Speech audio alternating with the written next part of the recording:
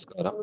ഈ വീഡിയോയിൽ നമ്മൾ ഡിസ്കസ് ചെയ്യുന്നത് കോസ്റ്റ് അക്കൗണ്ടിങ് കാലിക്കറ്റ് യൂണിവേഴ്സിറ്റിയുടെ കീഴിലുള്ള ബികോം BBA ഫോർത്ത് സെമസ്റ്റർ വിദ്യാർത്ഥികൾക്ക് കോസ്റ്റ് അക്കൗണ്ടിങ് എന്നുള്ള സബ്ജക്റ്റിലെ പാർട്ട് എ പാർട്ടിൽ വരാൻ 2 മാർക്കിന് ക്വസ്റ്റ്യൻ ആയിട്ട് വരാൻ സാധ്യതയുള്ള ഏതാനും ക്വസ്റ്റ്യൻസ് ആണ്. ഇതിലുള്ള ഈ ഭാഗം സെലക്ട് ചെയ്തിട്ടുള്ളത് പ്രീവിയസ് ഇയറിലുള്ള ക്വസ്റ്റ്യൻസിൽ നിന്നും ക്വസ്റ്റ്യൻ പേപ്പറുകളിൽ നിന്നും പാർട്ട് എ ക്വസ്റ്റ്യൻസ് ആയിട്ട് ചോദിച്ചിട്ടുള്ള ഭാഗങ്ങളിൽ നിന്നുമാണ് ഈ ഒരു ഏരിയ ഞാൻ സെലക്ട് ചെയ്തിട്ടുള്ളത്. അപ്പോൾ മിനിമം ഇത്രയും ഏരിയാസ് ഒക്കെ നിങ്ങൾ നോക്കിക്കഴിഞ്ഞാൽ 15 ക്വസ്റ്റ്യൻ ഉണ്ടല്ലോ പാർട്ട് എയിൽ ചോദിക്കുന്നത്. ആ 15 ക്വസ്റ്റ്യൻ നിങ്ങൾക്ക് ഈസി ആയിട്ട് സ്കോർ ചെയ്യാൻ പറ്റുമെന്നാണ് പ്രതീക്ഷിക്കുന്നത്. ഓക്കെ, അപ്പൊ നോക്കുക, വാട്ട് ഈസ് കോസ്റ്റ് അക്കൗണ്ടിങ്. ഇവിടെ ചോദിച്ചിട്ടുള്ളത് എന്താണ് കോസ്റ്റ് അക്കൗണ്ടിങ് എന്നുള്ളതാണ് ചോദിച്ചിട്ടുള്ളത്. എന്താണ് cost accounting? Is a specialized branch of accounting developed due to limitations of financial accounting. It involves classifying, accumulating, assigning, and controlling costs related to product and operations. അപ്പോൾ cost accounting എന്ന് പറഞ്ഞാൽ എന്താണ്? അതൊരു special branch of accounting ആണ്. Financial accounting limitations കാരണം നിലവിൽ വന്നിട്ടുള്ള ഒരു സ്പെഷ്യൽ ബ്രാഞ്ച് ഓഫ് അക്കൗണ്ടിങ് ആണ് കോസ്റ്റ് അക്കൗണ്ടിങ് എന്ന് പറയുന്നത്.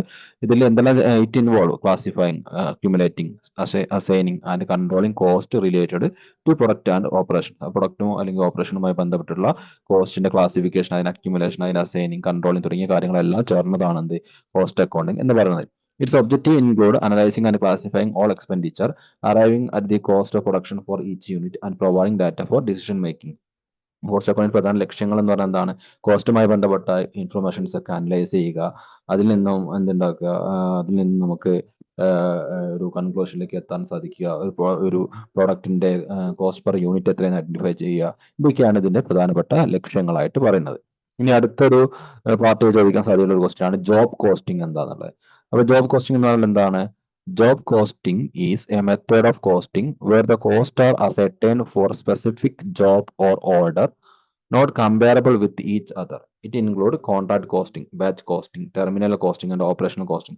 അപ്പോൾ ജോബ് കോസ്റ്റിംഗ് എന്ന് പറഞ്ഞിട്ടുണ്ടെങ്കിൽ ഒരു ഓർഗനൈസേഷൻ അവിടെ വർക്ക് ചെയ്യുന്നത് എങ്ങനെയാണ്? അവര് ഒരു സ്പെസിഫിക് അല്ലെങ്കിൽ ടൈലർ മെയ്ഡ് പ്രോഡക്റ്റുകൾ ഉത്പാദിപ്പിക്കുന്ന സ്ഥാപനങ്ങൾ ഉണ്ടായിരിക്കും. അത്തരം സ്ഥാപനങ്ങൾ ഓരോരോ ജോബിനും വരുന്ന ചെലവുകൾ ഓരോന്നായിരിക്കും.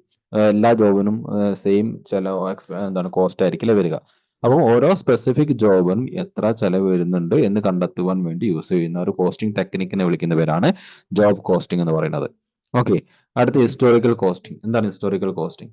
Historical costing is a method of cost accounting where costs are recorded based on actual historical cost incurred. It does not consider a change in market value or inflation, and it may not reflect the current economic reality. Historical costing എന്നതുകൊണ്ട് ഉദ്ദേശിക്കുന്നത് നമ്മൾ cost record ചെയ്യുന്ന നമ്മുടെ cost ഡാറ്റയായിട്ട് record ചെയ്യുന്നത് actual historical cost, അതായത് നമ്മുടെ actual incur ചെയ്തിട്ടുള്ള cost എന്താണോ ആ കോസ്റ്റ് ആണ് നമ്മൾ എന്ത് ചെയ്യുന്നത് റെക്കോർഡ് പർപ്പസിന് വേണ്ടി ഉപയോഗിക്കുന്നത്. അപ്പോൾ നമ്മൾ കറണ്ട് മാർക്കറ്റിൽ ഉണ്ടാകുന്ന ഇൻഫ്ലേഷനും മാർക്കറ്റ് സിറ്റുവേഷൻ ഒന്നും അല്ലെങ്കിൽ എക്കണോമിക് റിയാലിറ്റി ഒന്നും കൺസിഡർ ചെയ്യുന്നില്ല എന്നുള്ളതാണ് ഹിസ്റ്റോറിക്കൽ കോസ്റ്റിംഗിന്റെ ഒരു പ്രത്യേകത. അപ്പോൾ വാങ്ങിയ സമയത്ത് എന്ത് പ്രൈസ് ആണോ ആ ഒരു വിലയ്ക്ക് നമ്മൾ എന്ത് ചെയ്യുന്നത് റെക്കോർഡ് ചെയ്യുന്നത്. ഓക്കെ, അടുത്താണ് യൂണിഫോം കോസ്റ്റിംഗ്. അടുത്തൊരു ക്വസ്റ്റ്യൻ ആയിട്ട് ചോദിക്കാം, what is uniform costing? Uniform costing is a common system followed by multiple firms in the same industry. ഒരേ ഇൻഡസ്ട്രിയിലുള്ള ഒരേ മേഖലയിലുള്ള വ്യത്യസ്ത സ്ഥാപനങ്ങൾ ഫോളോ ചെയ്യുന്ന ഒരു കോസ്റ്റിംഗ് സിസ്റ്റം, ഒരു കോമൺ കോസ്റ്റിംഗ് സിസ്റ്റത്തിനെ വിളിക്കുന്നവരാണ് യൂണിഫോം കോസ്റ്റിംഗ്, ഒരുപോലെ എന്നർത്ഥം. Okay, it allow for comparing the performance of one firm with another, aiding in cost control and performance evaluation. അപ്പൊ ഇതിന്റെ ഉള്ള ഗുണം എന്താണ്? ഇത് ആ സെയിം ഇൻഡസ്ട്രിയിലുള്ള സ്ഥാപനങ്ങൾ തമ്മിൽ എന്താണ് ഒരു കമ്പാരിസൺ പോസിബിൾ ആക്കും എന്നുള്ളതാണ്. അതുപോലെ തന്നെ കോസ്റ്റ് കൺട്രോൾ, പെർഫോമൻസ് ഇവാലുവേഷൻ ഒക്കെ ഒരു സഹായമായിട്ട് ഇത് മാറും. ഓക്കെ, ദെൻ അടുത്ത പ്രോസസ് കോസ്റ്റിംഗ് എന്നാൽ എന്താണ്? Okay, process costing is a method used in industries involved in continuous or mass production to ascertain the cost of product at each process or stage of manufacturing. It is also known as average costing or continuous costing. Process costing എന്ന് പറഞ്ഞാൽ എന്താണ്? അതായത് ഒരു industry ഒരു continuous അല്ലെങ്കിൽ step ആയിട്ട് ഉൽപ്പാദനം നടത്തുന്ന ഒരു സ്ഥാപനം അവരുടെ ഓരോ സ്റ്റെപ്പിനും അല്ലെങ്കിൽ ഓരോ പ്രോസസ്സിനും ഓരോ സ്റ്റേജിനും എത്ര ചെലവ് വരുന്നുണ്ട് എന്ന് ഐഡന്റിഫൈ ചെയ്യാൻ വേണ്ടി യൂസ് ചെയ്യുന്ന ഒരു കോസ്റ്റിംഗ് ടെക്നിക്കാണ് എന്ത് പ്രോസസ് കോസ്റ്റിംഗ് എന്ന് പറയുന്നത്. ഓക്കെ, അടുത്ത എന്താ ചോദിച്ചിട്ടുള്ളത്? ബാച്ച് കോസ്റ്റിംഗ് എന്നാൽ എന്താണെന്നുള്ളതാണ്. നോക്കുക, batch costing is a method of costing used when a group of identical units are produced together as a batch. അതായത് നമ്മൾ എന്താണ് ഒരു ഗ്രൂപ്പ് ഓഫ് ഒരുപോലെയുള്ള ഒരു ഗ്രൂപ്പ് ഉൽപ്പന്നം പ്രൊഡ്യൂസ് ചെയ്യുന്ന സ്ഥാപനങ്ങളുണ്ടാവും, ഒരു ബാച്ച് ആയിട്ട് പ്രൊഡ്യൂസ് ചെയ്യുന്ന സ്ഥാപനങ്ങൾ ഉണ്ടാവുമല്ലോ. അത്തരം സ്ഥാപനങ്ങൾ ആ ഒരു ഐഡന്റിക്കൽ യൂണിറ്റിന് ഒരു ബാച്ചിന് എത്ര ചെലവ് വരുന്നു, എത്ര എമൗണ്ട് കോസ്റ്റ് വരുന്നു എന്ന് കണ്ടെത്തുവാൻ വേണ്ടിയിട്ട് അതിന്റെ കോസ്റ്റ് കൺട്രോളിങ്ങിനും ഡിസിഷൻ മേക്കിങ്ങിനൊക്കെ ഉപയോഗിക്കുന്ന ഒരു കോസ്റ്റിംഗ് ടെക്നിക്കാണ് എന്ത് ബാച്ച് കോസ്റ്റിംഗ് എന്ന് പറയുന്നത്. ഓക്കെ, അടുത്ത ചോദിക്കാൻ സാധ്യതയുള്ളതാണ് എന്താണ് സങ്ക് കോസ്റ്റ്. സങ്ക് കോസ്റ്റ് എന്ന് പറഞ്ഞാൽ എന്താണ്? Sunk cost refers to a cost that has already been incurred and cannot be recovered. അതായത് ഒരു ബിസിനസ്സിൽ ഓൾറെഡി ഇൻകർ ചെയ്തിട്ടുള്ള, ഓൾറെഡി നിലവിൽ എന്താണ് ചെലവാക്കിയിട്ടുള്ള, ഒരു ബിസിനസ് നിലവിൽ ചെലവാക്കിയിട്ടുള്ള കോസ്റ്റിനെ വിളിക്കുന്ന പേരാണ് സങ്ക് കോസ്റ്റ് എന്ന് പറയുന്നത്. ഓക്കെ, അപ്പോൾ എന്താണ് ഇത് ഓൾറെഡി ഇൻകർ ചെയ്തിട്ടുള്ള കോസ്റ്റ് ആണ്. It is not relevant for future decision making. നമ്മുടെ ഭാവിയിൽ ഫ്യൂച്ചറിൽ ഒരു തീരുമാനം എടുക്കുന്നതിൽ ഫ്യൂച്ചർ ഡിസിഷൻ മേക്കിങ്ങിന് ഈ സങ്ക് കോസ്റ്റ് അത്ര റെലവെന്റ് ആയിട്ടുള്ള ഒന്നല്ല എന്ന് പറയുന്നത്. It cannot be changed or avoid. നമുക്ക് ചേഞ്ച് ചെയ്യാനോ അവോയ്ഡ് ചെയ്യാനോ പറ്റുന്ന ഒന്നല്ല. ഓക്കെ, കാരണം നമുക്കറിയാം acid cannot be changed or avoid. നമുക്കറിയാം എന്താണ് ഓൾറെഡി ഇൻകർ ചെയ്ത് കഴിഞ്ഞാൽ ഒരു മെഷീനറി വാങ്ങിക്കഴിഞ്ഞതിന് ശേഷം പിന്നെ അതിന്റെ മുകളിൽ വേറെ ഫ്യൂച്ചർ ഡിസിഷൻ ഒന്നുമില്ല. കാരണം എന്താണ് നമുക്ക് ചേഞ്ച് ചെയ്യാൻ പറ്റുമോ? റിവേഴ്സിബിൾ ആയിട്ടുള്ള കാര്യമാണ്. ഓക്കെ, അടുത്താണ് ഓപ്പർച്യൂണിറ്റി കോസ്റ്റ്. ഓപ്പർച്യൂണിറ്റി കോസ്റ്റ് ഒക്കെ നമ്മൾ ഒരുപാട് കേട്ട് പരിചയമുള്ള ടേം ആണ്, എങ്കിലും നമുക്ക് റിപ്പീറ്റഡ് ആയിട്ട് എക്സാമിൽ ചോദിച്ച് കാണാറുള്ള ഒരു ടേം തന്നെയാണ് ഈ സങ്ക് കോസ്റ്റ്, ഓപ്പർച്യൂണിറ്റി കോസ്റ്റ് ഒക്കെ. നോക്കേണ്ടത് വളരെ ഇമ്പോർട്ടൻ്റ് ആയിട്ട് നോക്കേണ്ട പാർട്ട് എ ക്വസ്റ്റ്യൻസിൽ തന്നെ വരുന്ന ഭാഗങ്ങളാണ് ഇതെല്ലാം. നിർബന്ധമായിട്ടും ഇത്തരം ഭാഗങ്ങൾ നോക്കി പഠിക്കുക. Then opportunity cost refers to the potential benefit that is foregone from choosing one alternative over another. അതായത് നമ്മൾ ഒരു ആൾട്ടർനേറ്റീവിൽ നിന്നും ഒരുപാട് ആൾട്ടർനേറ്റീവ്സിൽ നിന്നും ഒരു ആൾട്ടർനേറ്റീവ് സെലക്ട് ചെയ്യുന്ന സമയത്ത് നമ്മൾ എന്താണ് ഉപേക്ഷിക്കുന്ന മറ്റൊരു ആൾട്ടർനേറ്റീവിൽ നിന്നും കിട്ടാൻ സാധ്യതയുള്ള ബെനിഫിറ്റിനെയാണ് ഓപ്പർച്യൂണിറ്റി കോസ്റ്റ് എന്ന് പറയുന്നത്. നമ്മൾ എന്താണ് ഇപ്പോൾ പഠിക്കാൻ നമ്മൾ ചെലവാക്കുന്ന ഈ സമയം നമ്മൾ ഒരു ജോലിക്ക് പോവുകയാണെങ്കിൽ നമുക്ക് കിട്ടുമായിരുന്ന ഒരു എമൗണ്ട് ഉണ്ടല്ലോ, അത് തന്നെയാണ് ഇത് ഓപ്പർച്യൂണിറ്റി കോസ്റ്റ് എന്ന് പറയുന്നത്. നമ്മൾ അപ്പോൾ അതിനേക്കാൾ എന്തൊരു ബെനിഫിറ്റ് പഠിച്ചു കഴിഞ്ഞാൽ നമുക്ക് ഉണ്ടാകും എന്നുള്ളത് കൊണ്ടാണ് നമ്മൾ എന്ത് ചെയ്യുന്നത്, വിദ്യാഭ്യാസം തേടി പോകുന്നത് അല്ലേ? വിദ്യാഭ്യാസം തേടി പോകാതെ ജോലിക്ക് പോകുന്നവരുണ്ടല്ലോ. അപ്പം അവിടുത്തെ എന്താണ് നമ്മൾ ഈ ഒരു വിദ്യാഭ്യാസം തേടി പോവുക എന്ന് പറയുന്ന നമ്മുടെ ഈ ഒരു ആവശ്യത്തിന് വേണ്ടിയിട്ട് നമ്മൾ ഫോർഗോൺ ചെയ്യുന്നത് എന്താണോ അതിന്റെ ബെനിഫിറ്റ്, ആ ബെനിഫിറ്റിനെ വിളിക്കുന്നവരാണ് ഓപ്പർച്യൂണിറ്റി കോസ്റ്റ് എന്ന് പറയുന്നത്. Okay, it represent the value of next best alternative that is sacrificed when A decision is made. ഒരു ഡിസിഷൻ എടുക്കുന്ന സമയത്ത് നമ്മൾ സാക്രിഫൈസ് ചെയ്യുന്ന എന്താണ് നെക്സ്റ്റ് ബെസ്റ്റ് ആൾട്ടർനേറ്റീവ് ആണ് ശരിക്കും ഓപ്പർച്യൂണിറ്റി കോസ്റ്റ് എന്നതുകൊണ്ട് ഉദ്ദേശിക്കുന്നത്. Okay, next term marginal cost. എന്താണ് മാർജിനൽ കോസ്റ്റ് നോക്കാം. Marginal cost is the additional cost incurred by producing one more unit of good or service. It includes the variable cost of production and help in determining optimal level of production. Marginal cost എന്ന് പറഞ്ഞിട്ടുണ്ടെങ്കിൽ എന്താണ്, ഒരു additional unit produce ചെയ്യുമ്പോൾ, additional unit of ഗുഡ്സോ സർവീസോ produce ചെയ്യുന്ന സമയത്ത് നമുക്ക് വരുന്ന extra ചെലവിനെ വിളിക്കുന്ന പേരാണ് മാർജിനൽ കോസ്റ്റ് എന്ന് പറഞ്ഞത്. ഓക്കെ, അത് മാർജിനൽ കോസ്റ്റ് പൂർണ്ണമായിട്ടും എന്തായിരിക്കും, അതുകൊണ്ട് തന്നെ വേരിയബിൾ കോസ്റ്റ് ആയിരിക്കും ഉണ്ടാവുക. ഓക്കെ, ഇനി അടുത്തത് ഔട്ട് ഓഫ് പോക്കറ്റ് കോസ്റ്റ് എന്ന് പറഞ്ഞാൽ എന്താണ്? Out of pocket cost refers to the actual expense incurred for a specific activity or service. These costs typically include expense that require a direct payment such as material, labor and other direct expenses. They are generally considered when calculating the total cost of a project or service.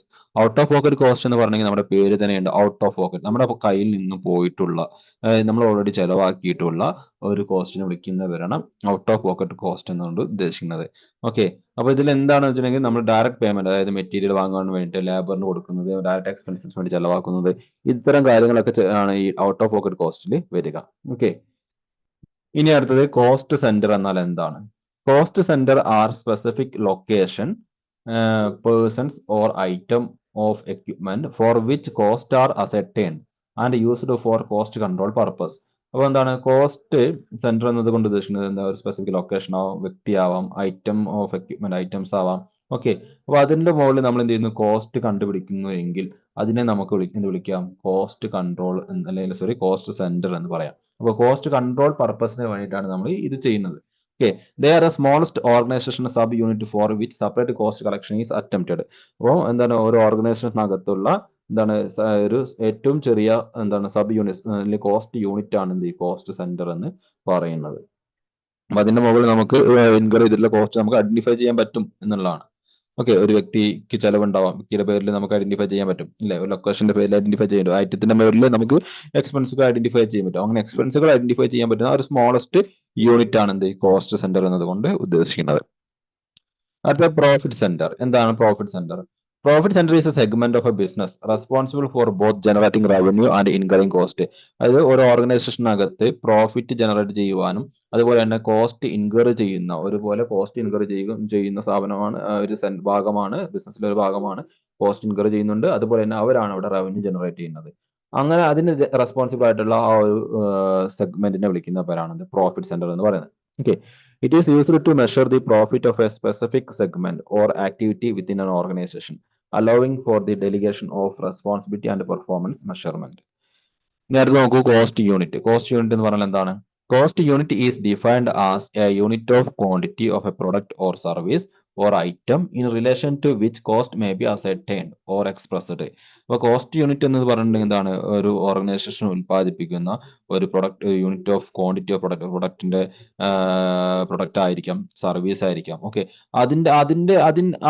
അതുമായി ബന്ധപ്പെട്ട cost ആണ് ഒരു organisation എന്ത് ചെയ്യുന്നത്, identify ചെയ്യാൻ ശ്രമിക്കുന്നത്. Okay, it is typically measured in unit of physical measurement. അപ്പോൾ cost unit നമ്മൾ മെഷർ ചെയ്യുന്നത് എങ്ങനെയാണ്? ഫിസിക്കൽ യൂണിറ്റുകൾ മെഷർമെന്റ് ഉപയോഗിച്ചിട്ടാണ്. അതായത് നമ്പേഴ്സ് ഉപയോഗിച്ചിട്ടോ, weight, area, length, value, time, ഇതിന്റെ ഒക്കെ ഇങ്ങനെയുള്ള ഫിസിക്കൽ യൂണിറ്റ്സ് വെച്ചിട്ടാണ് നമ്മൾ എന്ത് ചെയ്യുന്നത്, കോസ്റ്റ് യൂണിറ്റിനെ മെഷർ ചെയ്യുന്നത്. ഓക്കെ, അടുത്ത ടേം. യെസ്, നെക്സ്റ്റ് പോർഷൻസ് നമുക്ക് അടുത്ത വീഡിയോയിൽ നോക്കാം. അപ്പം ഈ ഒരു ചെറിയ ഷോർട്ട് വീഡിയോയിൽ നമ്മൾ ഡിസ്കസ് ചെയ്തിട്ടുള്ളത് പാർട്ട് എയിൽ റിപ്പീറ്റ് ആയിട്ട് ചോദിച്ച് കാണാറുള്ള എന്താണ് ഒരു കോസ്റ്റിംഗ് BBA സ്റ്റുഡൻസിനും അതുപോലെ തന്നെ BCom സ്റ്റുഡൻസിനും ഒരുപോലെ ഉപകാരപ്പെടുന്ന കുറച്ച് ഷോർട്ട് ആൻസർ സെക്ഷൻസ് ആണ് നമ്മൾ നോക്കിയിട്ടുള്ളത്. നന്നായിട്ട് ഈ ഏരിയകൾ പഠിച്ചു വെക്കുക. ഇതിൽ നിന്ന് നിങ്ങൾക്ക് ചോദ്യങ്ങൾ ചോദിക്കാൻ സാധ്യതയുണ്ട്. ഇനിയും നമുക്ക് ഇതിന്റെ ബാക്ക് കണ്ടിന്യൂഷൻ നെക്സ്റ്റ് വീഡിയോയിൽ വരും. ആ വീഡിയോ നിങ്ങൾ വാച്ച് ചെയ്യുക. 3-4 വീഡിയോസ് ആയിട്ടാണ് നമ്മൾ ഇത് ക്രിയേറ്റ് ചെയ്യുന്നത്. അപ്പോൾ ഈ വീഡിയോസ് എല്ലാം വാച്ച് ചെയ്തിട്ട് നിങ്ങൾ എന്താ പറയുക, ഒരു തറോ അണ്ടർസ്റ്റാൻഡിങ് ഉണ്ടാക്കി വെച്ച് കഴിഞ്ഞാൽ നിങ്ങൾക്ക് പാർട്ട് എയിൽ വരുന്ന 15 മാർക്കും 15 ക്വസ്റ്റ്യനും കൃത്യമായിട്ട് ആൻസർ ചെയ്യാൻ നിങ്ങൾക്ക് സാധിക്കും. ഓക്കെ.